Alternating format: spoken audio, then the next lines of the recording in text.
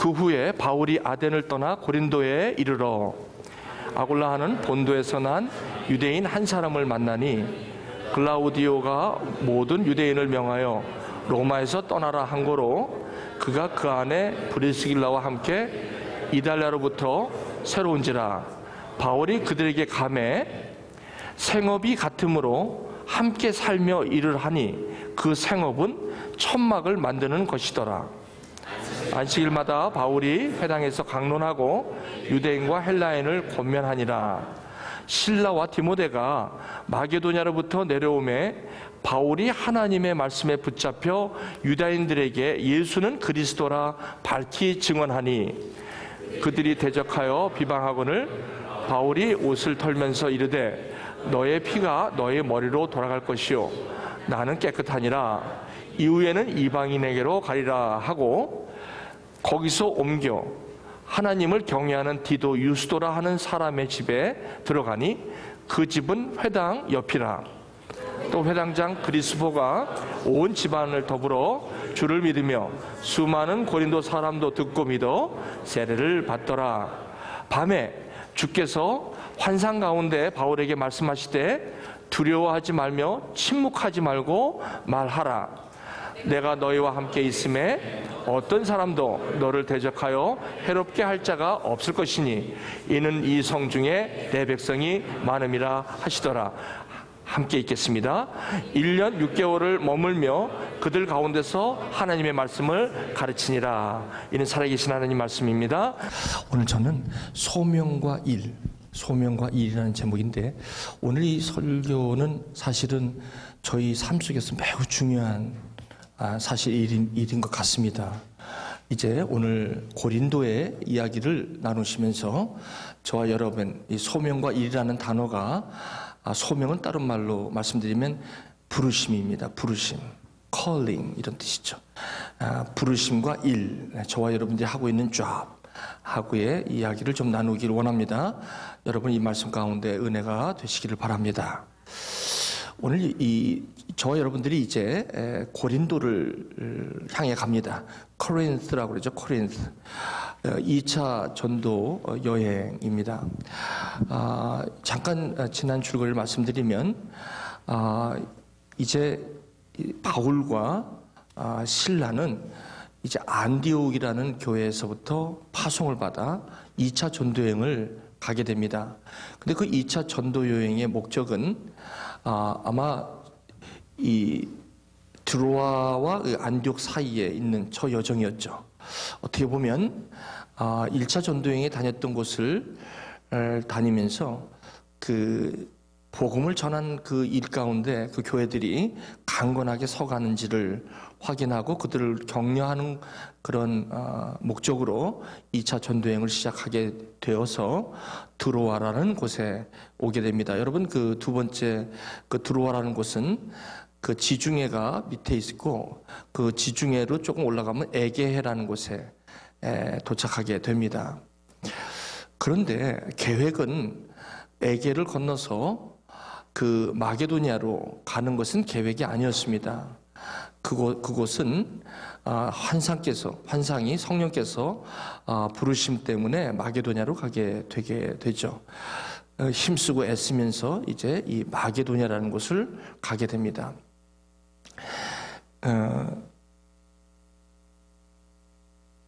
그 마게도니아의 빌립보라는 교회를 세우게 되죠. 그곳에서 특별히 그 루디아라는 여인을 만납니다. 여러분 이게 가는 곳마다 이 전도 여행 팀은 사람을 만난다는 거예요.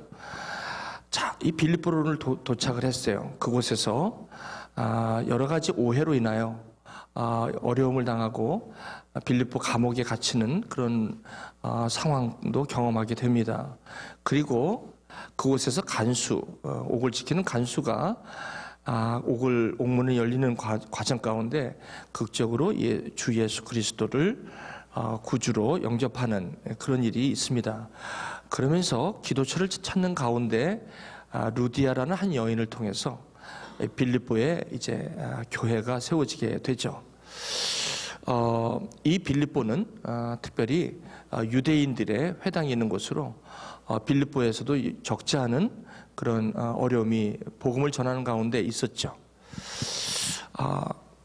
그 다음에 이 빌립보에서 그 다음으로 간 곳이 이제 데살로니가입니다. 빌립보에서 이제 데살로니가로 왔는데 이 데살로니가는 3주 정도 있어요. 3주. 3주 정도 복음을 전하는데 이 데살로니가에서는 참 어떻게 보면 유대인의 그 시기가 이 복음을 전하는 일에 여간 힘든 일이 아닙니다. 그래서 3주 있다가 곧바로 내려온 곳이 베레아라는 곳인데 이 베레아는 참 유니크하게도 특별하게도 사람들이 굉장히 그 성품이 괜찮고요. 말씀을 전할 때 말씀을 잘 받는 그러한 곳이었습니다. 사도 바울에게는 굉장히 위로가 되는 그런 곳이었습니다. 그러나 거기까지 데살로니가에 있는 사람들이 이제 찾아와서 복음을 전하는 이 2차 전도여행 바울과 실라를 이제 핍박하게 되죠. 그래서 급히 밤에 바다를 경로해서 온 곳이 이제 데살로니가라는 곳에 왔습니다. 아덴이라는 곳에 왔습니다.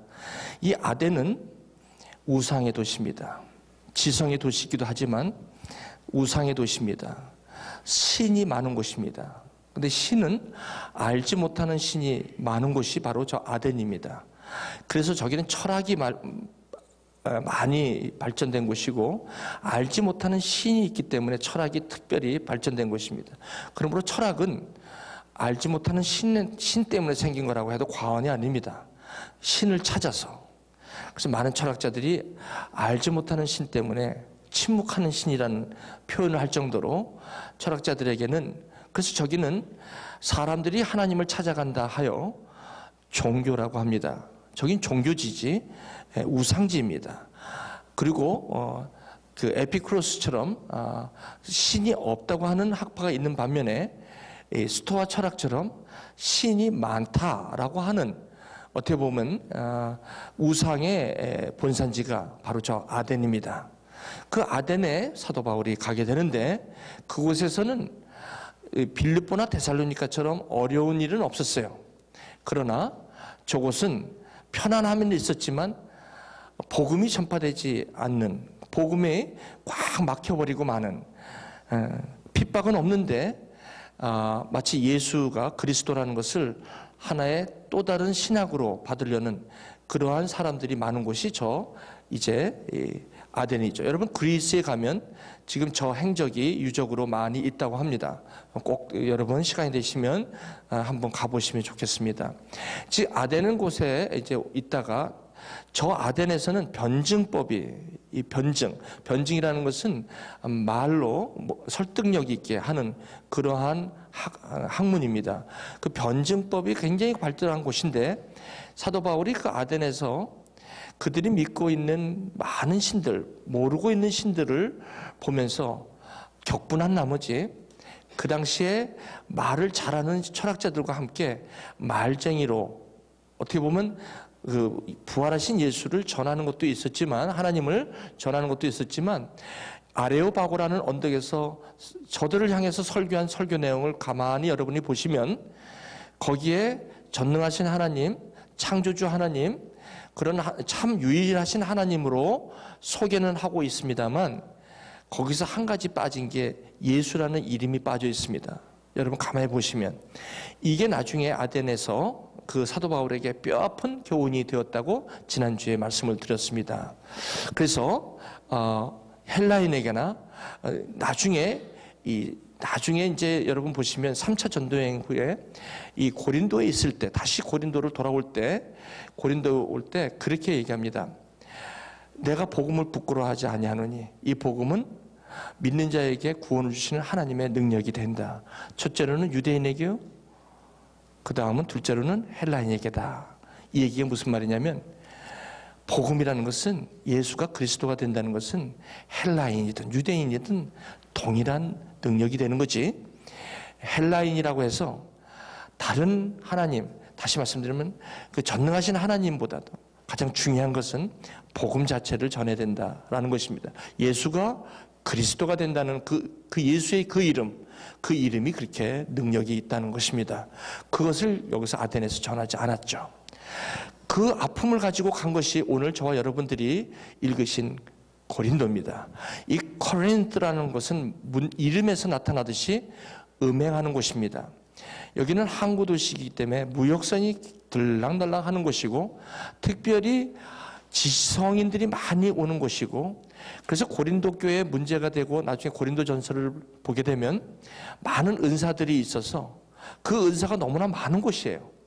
그러다 보니까 나중에는 어려움을 겪게 되는 이 고린도 교회. 어떻게 보면 사도 바울이 낳은 어떻게 보면 물론 예수님이 내 교회를 세운다고 하시면서 사도 바울을 통해서 낳은 저 교회들이지만 가장 이 고린도 교회는 사도 바울의 마음을 가장 많이 아프게 했던 교회 중에 하나로 우리에게 소개되고 있습니다. 오늘은 이 고린도의 이야기입니다. 이 고린도의 이야기를 같이 보면서 저는 오늘 이렇게 묵상을 하면서 저 여정을 이렇게 보게 되면서 이제 생각이 드는 것을 여러분에게 말씀드립니다. 여러분 이 사도 바울을 하나님께서 인도하신 저 여정을 이렇게 쭉 보면서 저것이 저와 여러분들의 인생이고 하나님의 부르심의 삶이라는 것을 구석구석에 느낄 수가 있었던 것입니다. 제가 안디옥에 있을 때가 있었고요.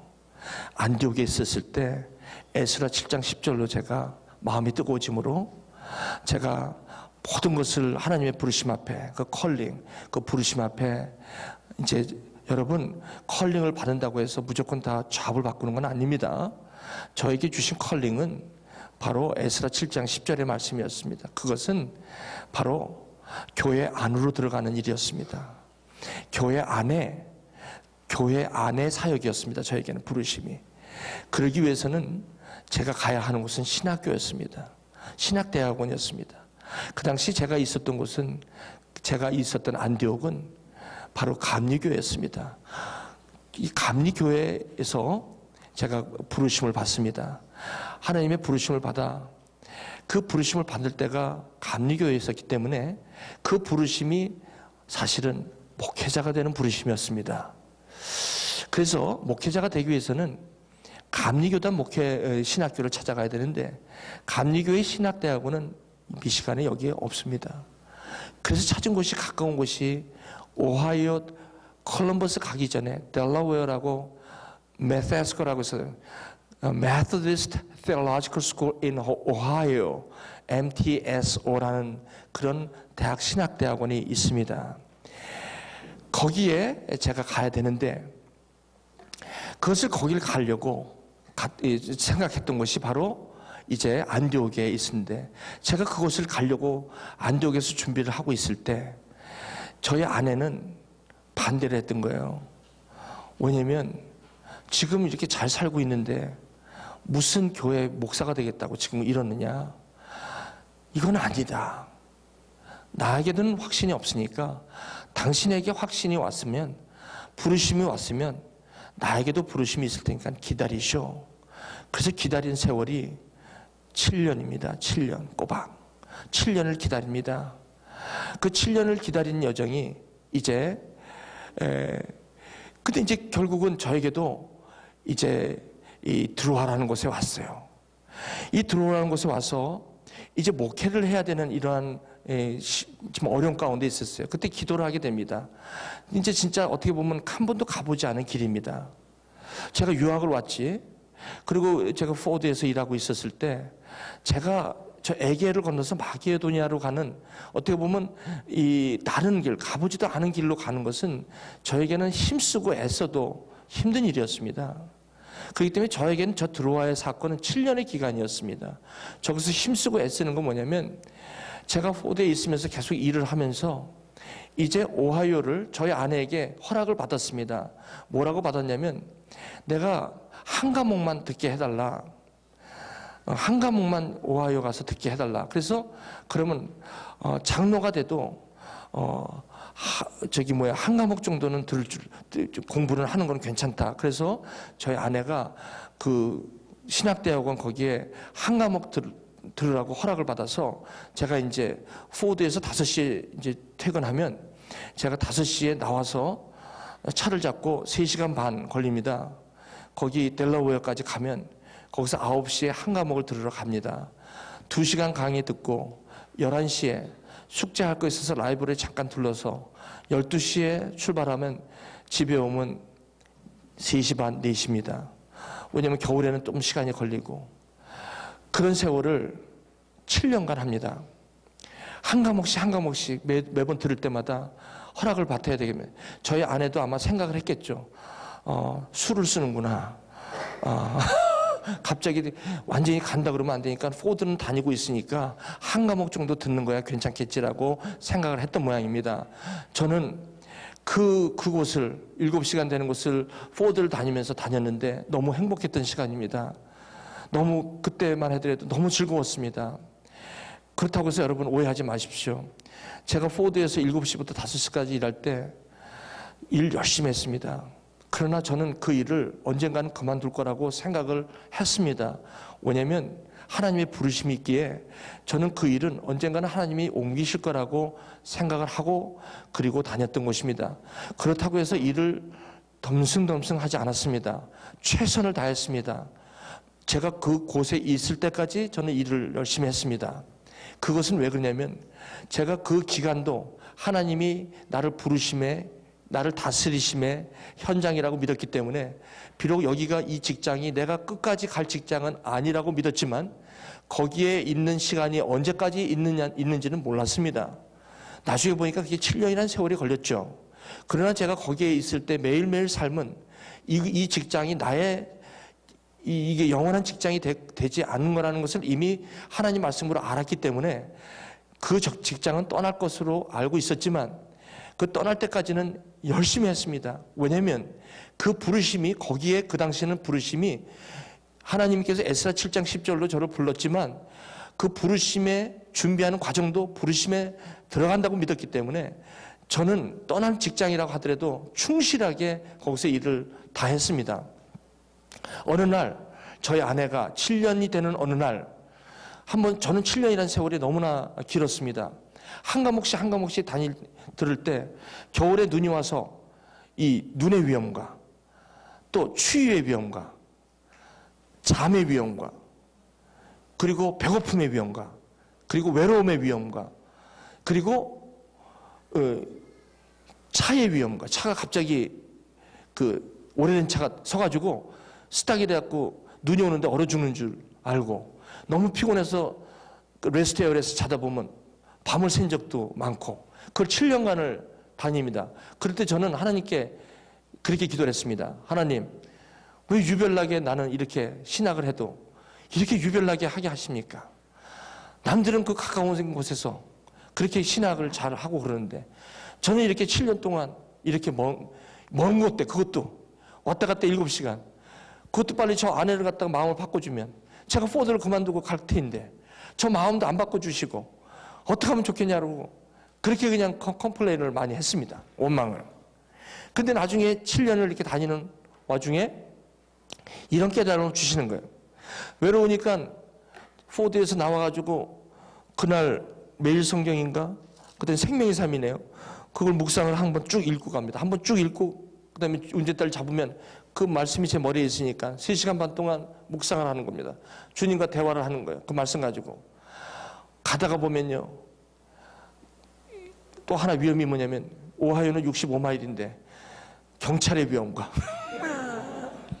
나도 모르게 빠져가지고 막 주님하고 막 신령한테 막 묵상을 하다 보면 뭐 오늘도 90으로 가고 그러다가 잡혀가지고 티켓도 많이 먹고 또 하나가 빠졌네. 또 위험이 뭐냐면 가스의 위험과 가스가 떨어지는 것도 모르고 그냥 가가지고 하여간요 별 위험은 다 다녀서 7년 동안 얼마나 그냥 힘들었는지. 그런데 하나 즐거웠던 거는 이 말씀을 묵상하면 주님과 막 어떨 때는 눈물을 흘리니까 하나님이 막 깨달음을 주는데 그래갖고 그때는 아이폰이 아니라 이 셀루폰이었어요. 셀루폰 탁 클립해가지고 열어가지고 거기 음성 녹음하는 게 있어요. 음성 녹음 그거 너무 깨달음이 너무 잊어버리기 싫어서 그 운전하면서 여러분 운전하면서 그거 하지 마십시오. 운전하면서 거기다 딱 대고 뭐라고 하냐면 내가 지금 어딜 가고 있는데 이 말씀을 묵상하고 있는데 이 묵상이 너무너무 하나님께서 이런 걸 주셨다 하고 음성 녹음을 해서 그렇게 3시간 반이 언제 가는지 모르고 그렇게 했습니다. 나중에 7년 다 끝나고 보니까 이 길은 하나님의 축복의 길이었다는 것입니다. 주님께서 저한테 뭐라 그러냐면 이렇게 말씀하셨어요. 너는 은사가 많아. 예? 너는 은사가 많아. 그래서 위험해. 남이 없는 은사가 많아.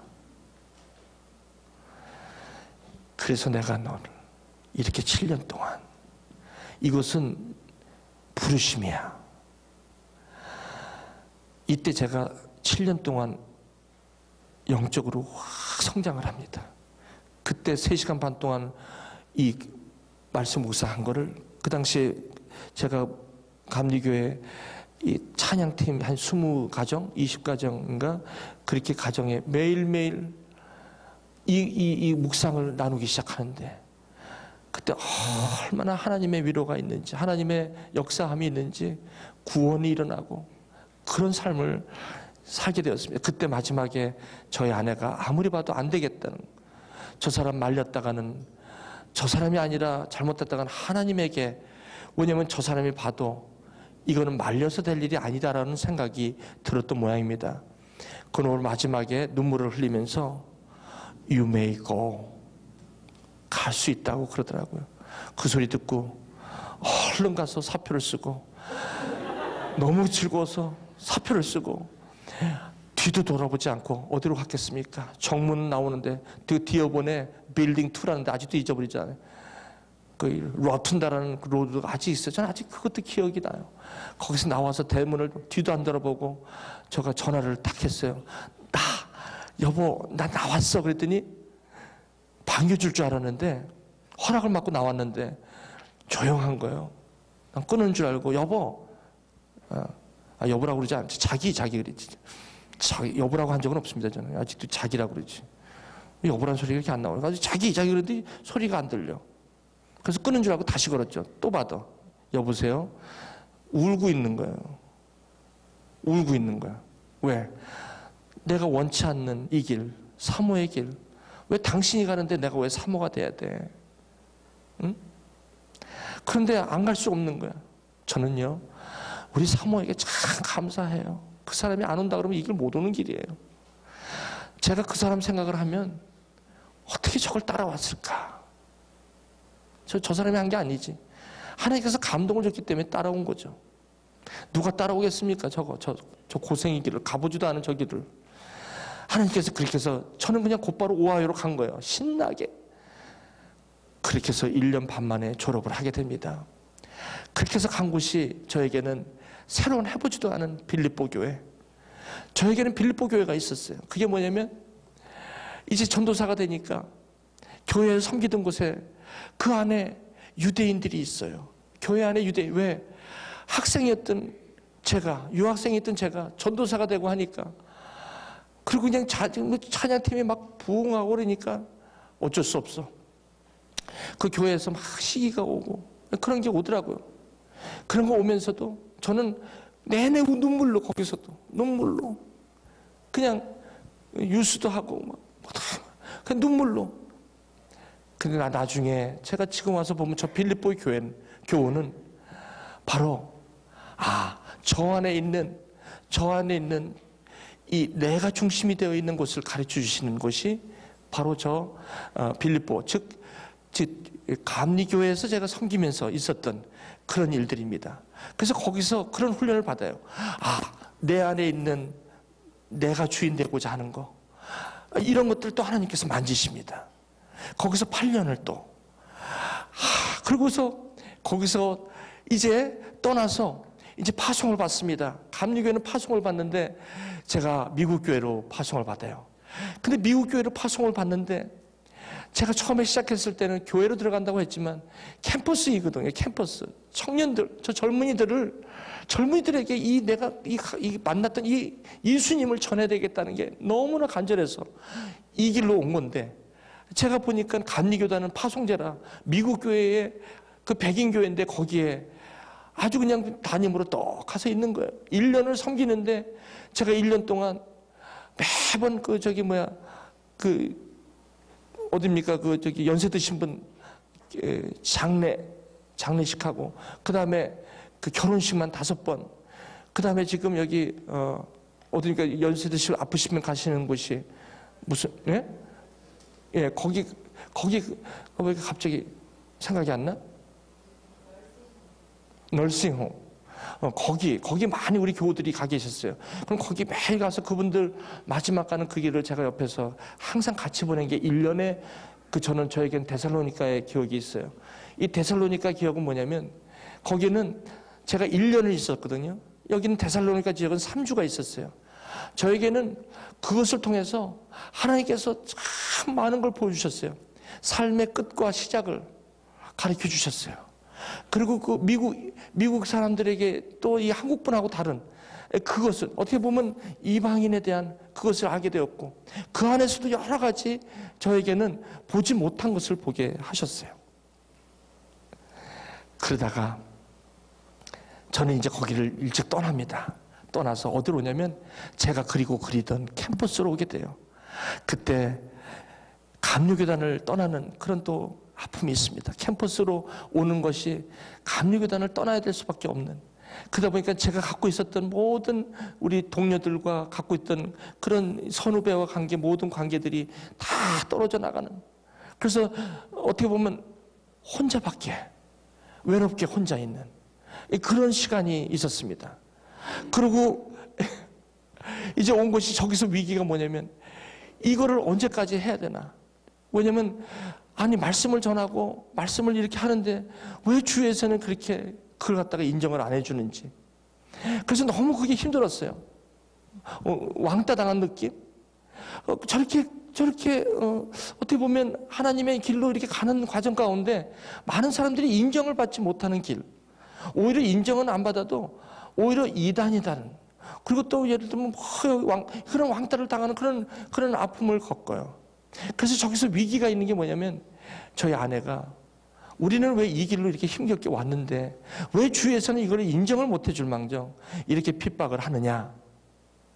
이 문제 때문에 위기가 옵니다.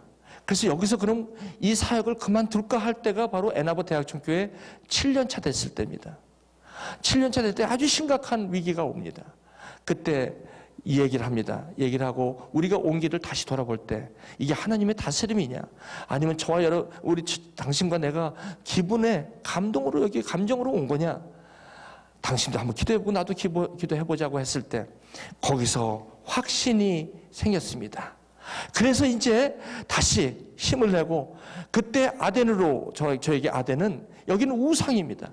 이제 이 캠퍼스의 학생들 전부 다 어떻게 보면 캠퍼스는 하나님이 없다는 곳이기도 하고 하나님이 많다는 곳이기도 한 곳이 캠퍼스입니다.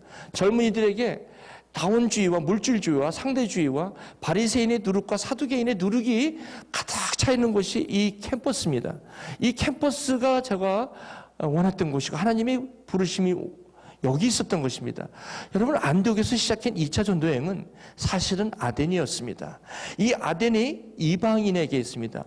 이방인, 다시 말씀드리면 이 아덴은 그 빌립보와 데살로니가나 이런 데서 회당에서 유대인들의 핍박이 아니라 여기는 또 다른 형태의 핍박인데, 이 핍박이 뭐냐면 이 우상이라는 핍박입니다. 뭐냐면 모든 사람이 다 오픈되어 있는 듯한데 복음이 들어가지 않는 거예요. 이것을 믿지 않는 이것처럼 답답한 게 없는 거예요. 이 우상의 도시가 아덴인데 여기서 이 사도 바울은 위기를 경험합니다. 지난주 설교입니다. 여기서 뭐냐면 그 사람들과 어울리다 보니까 그 아주 철학과 변증법으로 아주 충만한 사람들하고 얘기하다 보니까 사도 바울이 갖고 있었던, 과거에 있었던 자기가 갖고 있던 지식이 얼마나 많습니까? 그걸 가지고 이들하고 하나님을 전할 때에 아덴을 보니까, 거기 아레오파고 연설을 보니까 예수라는 이름이 싹 빠진 거예요. 그만큼 이 아덴에서 사도 바울이 힘들었다는 거예요. 이런 위협 가운데 아덴의 교훈을 가지고 이제 돌아온 것이 이 고린도였다는 것입니다. 이 학생들하고 7년, 10년을 오면서 위기가 많은 게 뭐냐면 이게 뭐냐면 이 학생들에게 물 붓는 것 같아. 밑빠진 독에 물 붓는 것 같아. 아무리 해서 보내도 학생들은, 그 남들도 그래, 옆에서. 그 학생들은 콩나무 시루 같아. 물 주면 물이 쑥쑥 밑으로 다 빠진대. 그래서 그냥 2년 되면 또 보내야 되고 2년 되면 보내야 돼. 저는 원래 그것 때문에 온 사람인데 그것 때문에 힘든 적이 없었어요. 그게 너무 좋았고 보내는 사역이라 하기 때문에 왔는데 어느 날 보니까 여름만 되면요. 여기 아무도 없어요. 여름만 되면 학생들이 다 졸업하고 또 5월 되면 졸업하고 가고 또 학부생들은 방학해서 다 한국으로 가니까 여기 몇 명 남냐면 한 10명? 반주자도 없어가고 제가 기타 일단 치는 걸로 막 엉성하게 하기도 하고 뭐 그거 하면서 아무래도 외로웠어요. 가는 건 어쨌든 보내는 건 외롭더라고요. 그냥 보내고 나면 우울증 걸릴 것 같아. 아니 보내는 건 알지만 왜 이렇게 우울증 걸려? 그래갖고 그냥 어디든지 잠깐 갔다 와야지. 안 갔다 오면 막 그냥 막 저희 아내하고 저는 막 가슴이 그냥 막 그렇게 낙담이 되고 외로워요. 외롭더라고. 그러다가 조금 있으면 누가 출국자 모임합니다 해가지고 또 우르르 하더니 또 뭐 또 공항에서 막 전화가 오기 시작해요. 라이드하고 막 그래서 또 막 정신없으면 또 8월달 9월달이면 또 새로운 7월달만 돼도 새로운 사람들이 또 이렇게 오면 또 그 사람 섬긴이라고 와서 또 말씀으로 또 섬기는 그렇게 7년을 하고 하니까 이제는 여기서 힘이 빠지는 거예요. 그럴 때 그런 위기가 오더라고요. 그런데 지금은 하나님께서 고린도 교회에 여기에 오게 하셨어요. 고린도 교회는 뭐냐? 이 고린도 교회는 음란과 음행의 도시입니다. 아덴이 우상의 도시였다면 고린도는 음란과 음행의 도시입니다. 이제 하나님께서 저에게 그렇게 말씀하시는 거예요. 이제 한 가지 해야 될 게 있다. 그게 뭐냐면 음행과 음란을 조심하라. 여기서 음행과 음란을 조심하라는 게 뭐냐면 믿음을 지켜라는 것입니다. 하나님 앞에 믿음을 지키라. 그런 깨달음을 주셨어요. 나의 달려갈 길을 다 달리고 선한 싸움 다 싸우고 믿음을 지켰으니 이제부터는 믿음을 지키는 거다. 무엇을 막 지금처럼 막 이런 믿음을 지켜라. 정결한 신부로 살아라. 이제는 믿음을 지키는 것이 최고다. 뭐냐면 이제는 이 싸움이다. 얼마나 이 주의가 이 싸움이 큰지 모른다. 그러므로 이제 믿음을 지키는데 고린도 저는 이거를 2차 전쟁을 그렇게 묵상하면서 하나님의 다스림이 어쩌면 저는 제가 달려온 삶인 줄 알았어요. 저 요소마다 저 삶에 지난 20여 년을 돌아보면 저 요소 내가 온 것 같은 느낌을 하고 살았는데 가만히 들여다보니까 제가 실수할 때도 제가 제 멋대로 갈 때도 제가 뭐 할 때도 하나님께서는 나를 사랑하시기 때문에 그때도 뜻대로 부르심을 입은 자, 사랑하는 자, 다시 말하면 그 뜻대로 부르심을 입은 자들에게는 모든 것, 저 갖가지 위험들, 그런 위기들, 그런 삶 속에 우리를 두렵게 하는 모든 것들을 합력해서 오늘 고린도에 있는 나같이 오늘 여기까지 합력해서 선을 이루시는 분이 하나님 다스림이구나. 이 사실 오니까 그렇게 감격이 돼요. 그렇게 감격이 되면서 무슨 생각이 드냐면 하나님은 참 철저하신 분이시구나. 하나님은 그때는 내 혼자 내 위기 때문에 힘들어하고 고통이 있지만 결국 그것을 믿음으로 지켜서 하나님 나를 사랑한다는 게 무슨 뜻이고 그 뜻대로 부르심을 입었다는 게 무슨 뜻인지를 저 2차 전도여행을 통해서 제 삶에 환히 보여주시는 거예요. 저는 고린도에서 다음에 어디로 갈지 몰라요. 저기는 에베소 교회로 다음에 오지만 제가 그 다음에 저의 에베소는 어딘지는 몰라요. 내일 일은 난 몰라요. 하루하루 살아요. 하루하루 산다는 게 오늘 부르심 앞에, 부르신 곳에서 예배하네. 오늘 내가 포드면 포드에서, 내가 여기 애나버 대학교에 있으면 대학, UOM 마스터 프로그램은 마스터 프로그램에서, PhD면 PhD 프로그램에서 하나님이 오늘 내가 부르신 이 부르심이 하나님의 나와 동행하는 삶이라는 것을 나는 저 2차 전도여행 통해서 제 삶을 돌아보게 되었습니다. 이 부르심에 대한 이것이 이렇게 철저하고, 그동안 그 순간에 그 위험이 있을 때마다 나는 하나님 왜 나를, 남들은 저렇게 나한테 쉽게 하는데 왜 나만 이렇게 어려운 길을 가게 하냐고. 혹시 여기 살아가는 교회 여러분 가운데 왜 나만이 겪는 고통이냐고, 왜 하나님 나에게만 why me, 왜 나에게만 이런 고통이 있냐고 하시는 분이 여기 있습니까? 저도 why me로 외쳤던 사람입니다. 그러나 저것을 볼 때에 why me가 변해서 you are my God, 주님이 하셨습니다. 주님이 다스림이십니다. 이걸 고백할 수밖에 없기에 이제 고린도에서 다음 생선지가 저의 인생 가운데 어딘지는 몰라도 저는 더 이상 염려할 필요도 없고 걱정할 필요도 없어요. 그 이유는 저렇게 저를 인도하신, 그 위험이 있을 때 죽을 것처럼 힘들어했던 그 위험이 있을 때 마치 거기서 인생이 끝날 것처럼 생각했을 때가 한두 번이 아닌데도 불구하고 하나님께서는 여기까지 하나님의 부르심 앞에 나를 안디옥에서 부르실 때 바로 고린도와 이 아덴을 하나님께서 기억하시고 계셨던 그 가운데, 그것도 하나님의 인도하심이, 하나님의 인도하심은 하나님의 강압으로 하는 것이 아니라 끝까지 저의 의견을 존중해 가면서, 그때 제가 결정은 제가 했어요. 제 결정을 하나님께서 저에게 맡겨주시면서 그 결정이 하나님의 뜻과는 상관없어요. 하나님의 뜻은 상관없어요.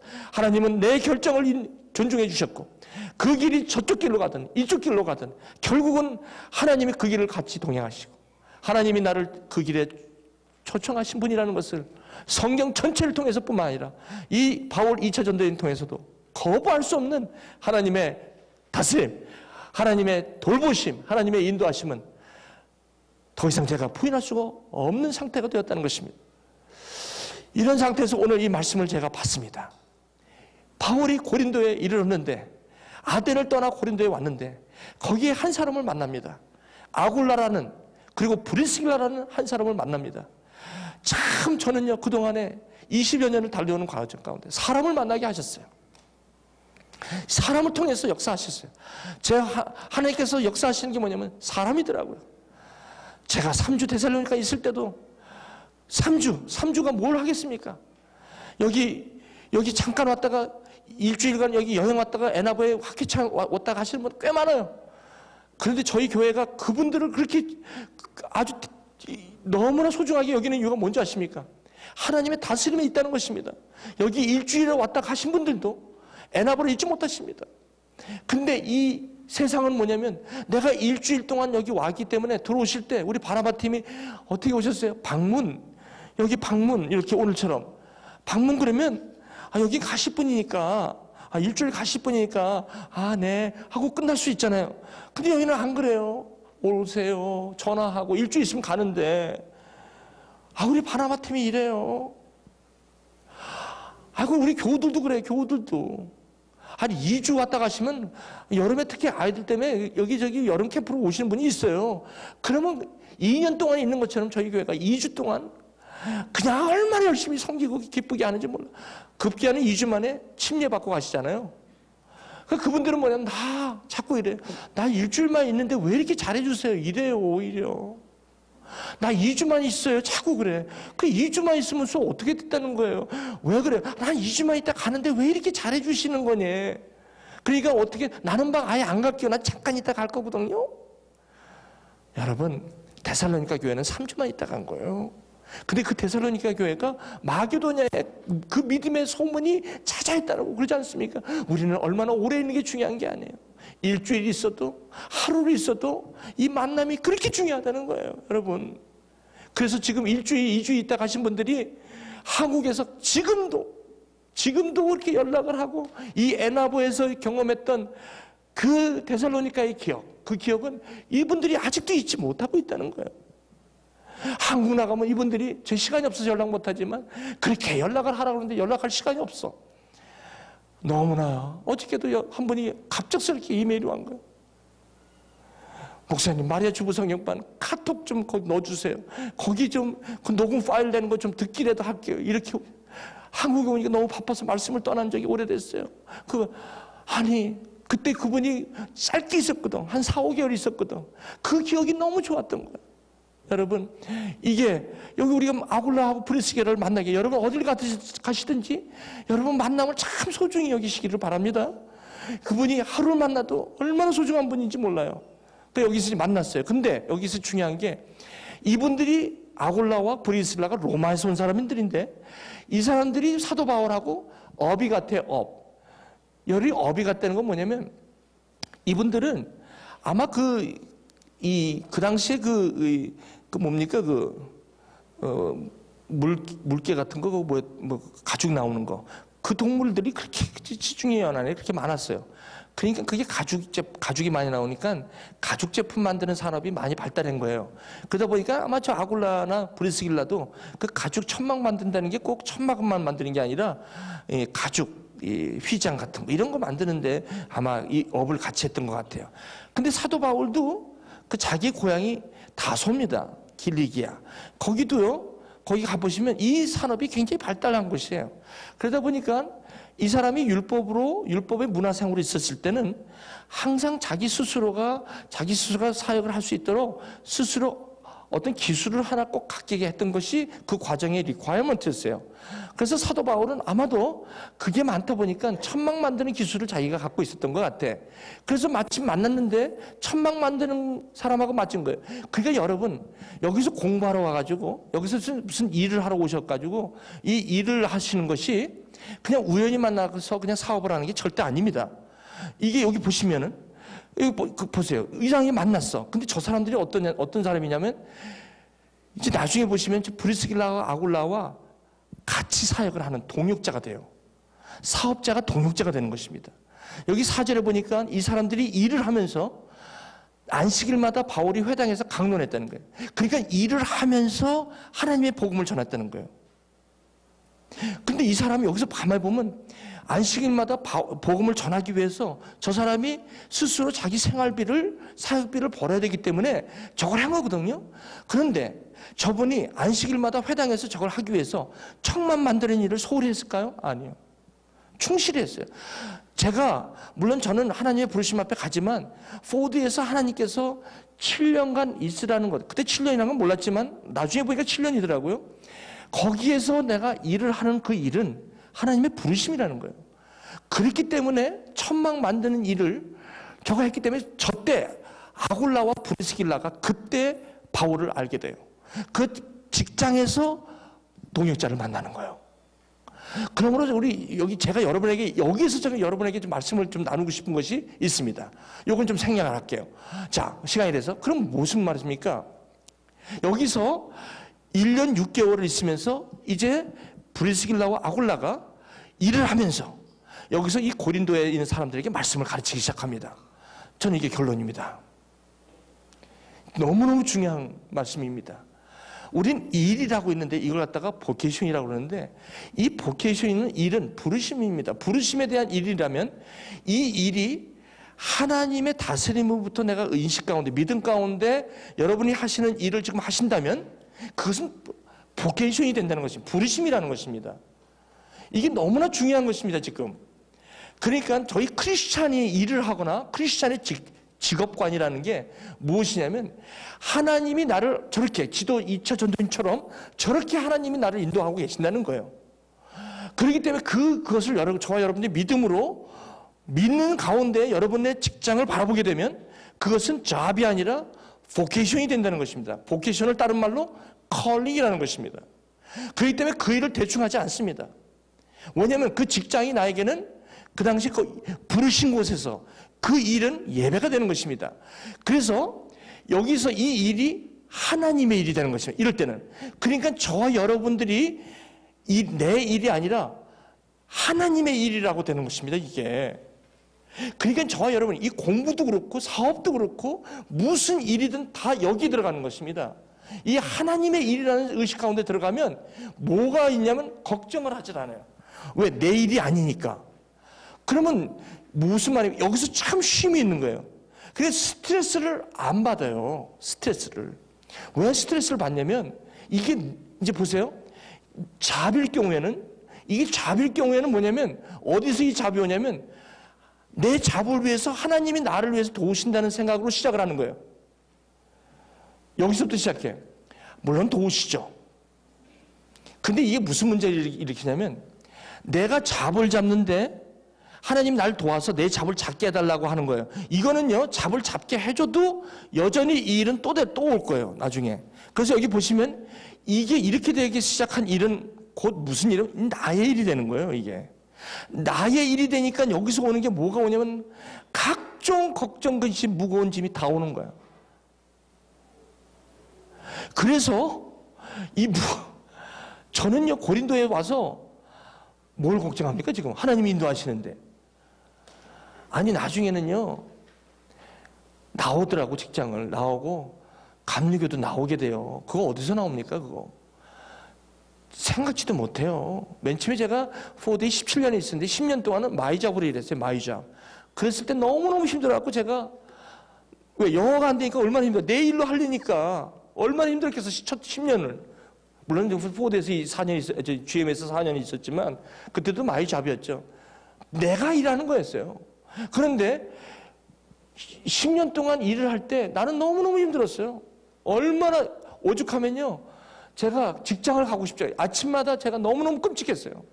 가서 영어 안 되는 거 가지고 내가 그걸 내가 다 하려고 그러면 미팅할 때마다 못 알아듣는 게 한 50% 이상이고, 솔직히 내가 여기 있는 걸 말을 하려고 싶은데 말할 수 있는 것도 제한되어 있고 너무 냉가슴 앓고 힘들었어요. 그러니까 제가 한 게 뭐냐면 그때 유일하게 주말에 할 수 있는 게 뭐야? 골프를 치자. 그래서 제가 골프 거의 싱글까지 가잖아요. 싱글까지 가는 거는 싱글이 아닙니다. 핸디가 14개예요. 잘 치는 거예요. 왜? 그거 골프 좋아해서 친 게 아니라 스트레스 해소하려고 간 거예요. 금요일 날 때만 되면요, 골프채 끼고 잤어요, 제가. 저희 아내가 좀 미쳤다고 그랬어요. 골프 때문에 이혼하려고 하는 사람이 우리 사모예요. 그래서 그걸 갖고 아주 지금도 저 증거물을 갖고 있는데 제가 하도 그냥 너무 익사이팅하고 이러다가 잠을 안 자고 가니까 몸이 얼마나 피곤하겠어. 새벽에 그것도 4시에 문도 안 여는데 가갖고 제가 그렇게 뭐에 미치면 이렇게 저도 이렇게 미치나 봐. 어쨌든 거기 가갖고 신나게 그냥 딱 때리면 슬라이스지 뭐 힘이 잔뜩 들어갔으니 슬라이스가 안 나? 쫙 해갖고 숲으로 들어가지. 갔다 와서 저희 아내한테 스윙을 하면서 뒤에서 좀 찍어봐. 왜 이렇게 슬라이스가 자꾸 나와? 스트레스 더 받네. 포드에서 스트레스 받다가 이 골프장 가서 스트레스 더 받네. 그렇게 해서 배운 게 골프예요.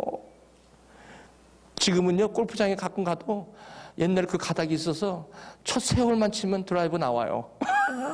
근데 100개가 나오더라고요, 요즘은. 가끔 치니까. 왜요?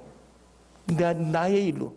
그러다가 7년은 이 잡은 내가 이제 그만두고 이제 다른 데로 간다는 걸 7년 남은 이제 10년 차에 그걸 알았는데 그때는 하나님의 일로 시작하게 된 거야, 이게.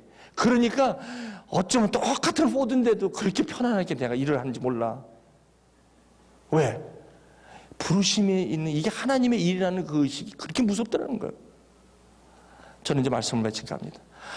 사도 바울이 이게 처음에 천막 짓는 일은 이분에게는 저에게는 7년간 4데이 일이었어요. 그냥 하나님의 일이에요, 그것도. 하나님을 일을 위한 일이 아니라 그것도 하나님의 일이에요, 그것도.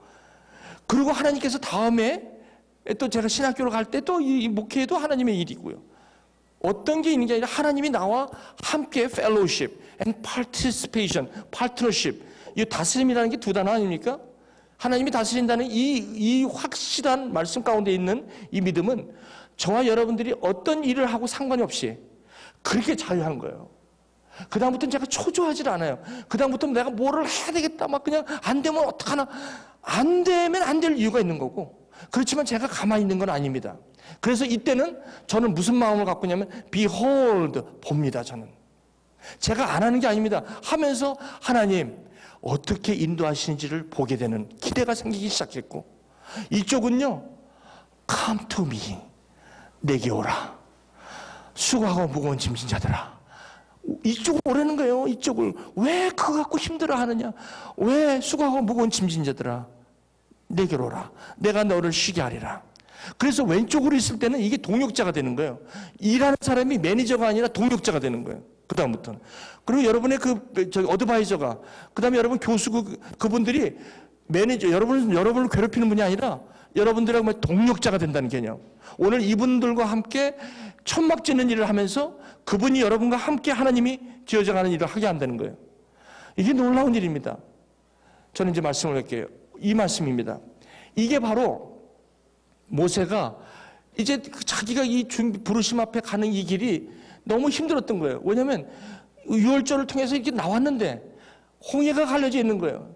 이게 모세가 볼 때는 이건 답답한 일이거든요. 그러니까 주님께서 뭐라고 말씀하면 두려워하지 말고 가만히 있어라. 여기 가만히 있어라. 여호와께서 오늘 너를 위하여 행하신다. 누구를 위해서? 하나님께서 나를 위해서 행하시는 게 하나님의 다스림이라는 거예요. 그러니까 모세야, 이 일은 어차피 내가 너를 불렀지 않냐? 내가 호렙산에 있을 때 내가 너를 불렀지 않냐? 가시떨기 나무에 꺼지지 않는 불에서 내가 불렀잖아. 부르는 하나님이 나니까 이 일도 나의 일이야. 내가 너를 위해서 싸우는 거야. 이렇게 얘기하시는 거예요.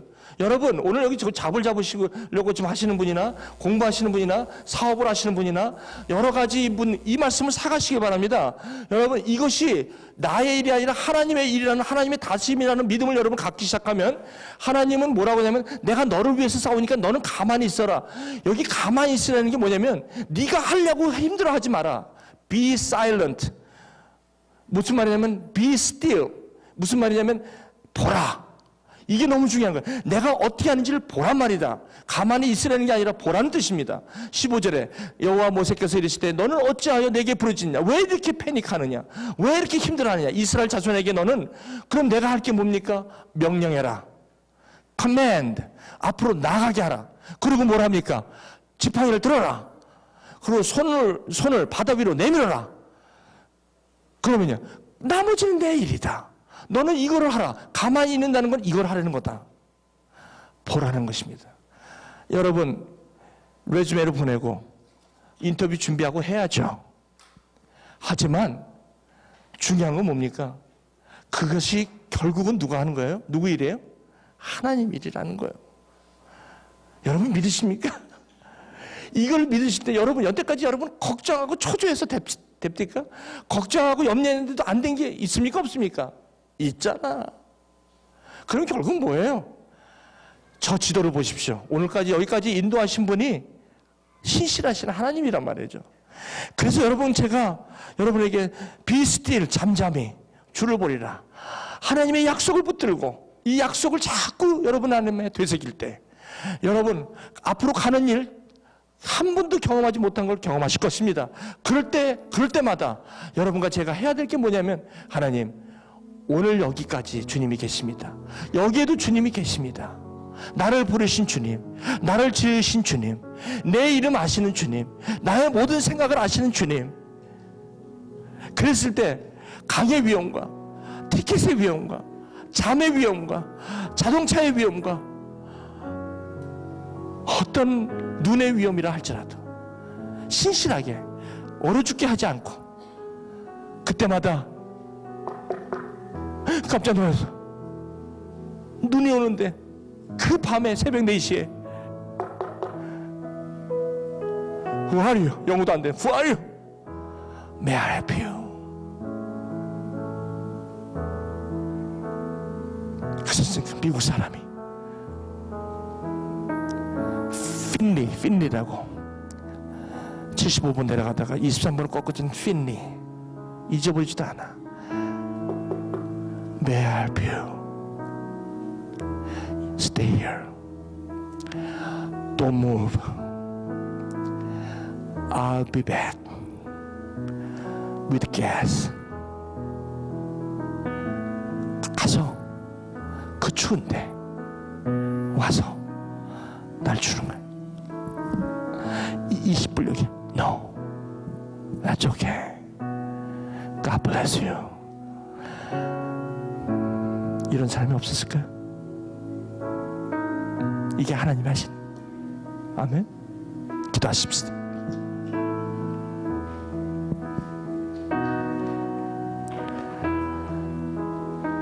여러분, 이 하나님, 내 머리카락도 세지는 않으니 강의 위험과 도적의 위험과 바다의 위험과 이방인의 위험과 각종 위험 속에서도 하나님이 함께 하시는 저 신실하심을 믿으십니까?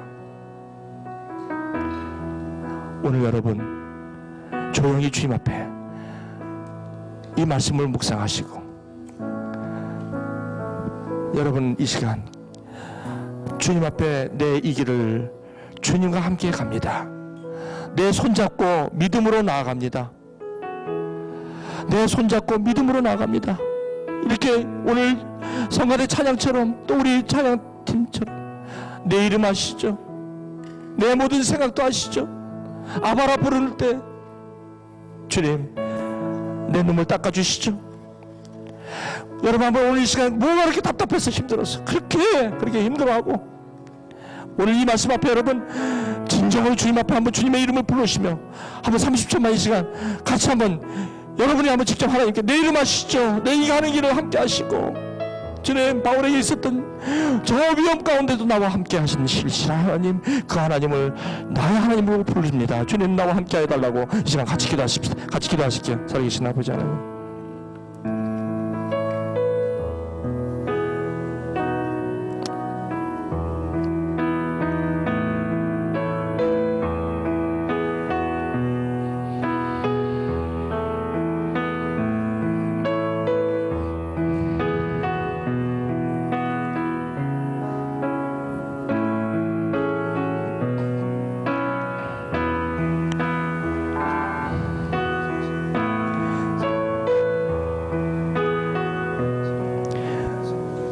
아무것도 염려하지 말고 오직 기도와 간구로 너의 구할 것을 감사함으로 아뢰라.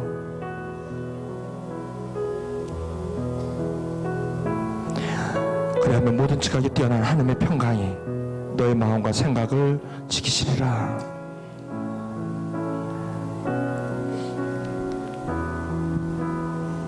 우리 같이 찬양할게요. 나를 지으신 주님, 나를 지으신 한번 마시고 우리 예배 마치도록 하겠습니다.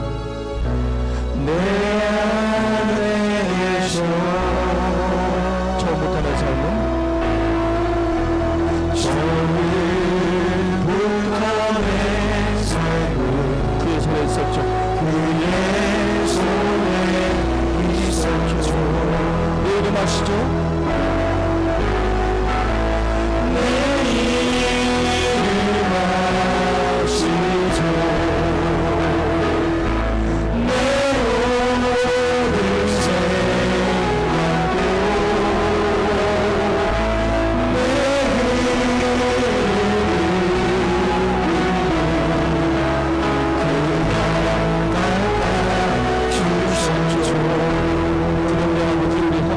주시고요.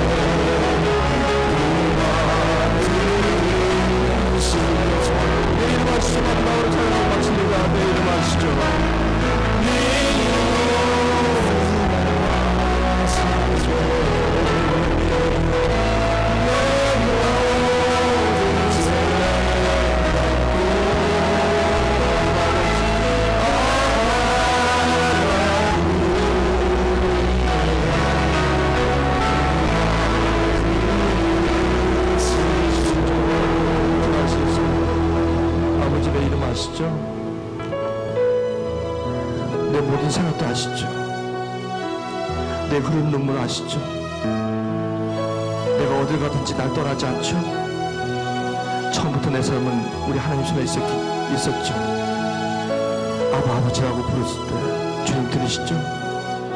아버지, 이 확신을 가지고 어떤 위험 속에 있다 할지라도 아버지 하나님 부르심 앞에 믿음으로 나아가는 아버지 하나님, 하나님의 백성들, 그 가정과 그리고 아버지 하나님, 이번에 졸업하고 이곳을 떠나는 우리 학생들과 또 오늘 몸이 아파 몸이 연약한 가운데 있는 우리 자매님, 그 가정 위에, 그리고 오늘 사업과 모든 건강의 문제로 건강의 위험 속에 있는 우리 하나님의 백성들 위해 지금부터 영원토록 함께 하시기를 성부와 성자와 성령의 이름으로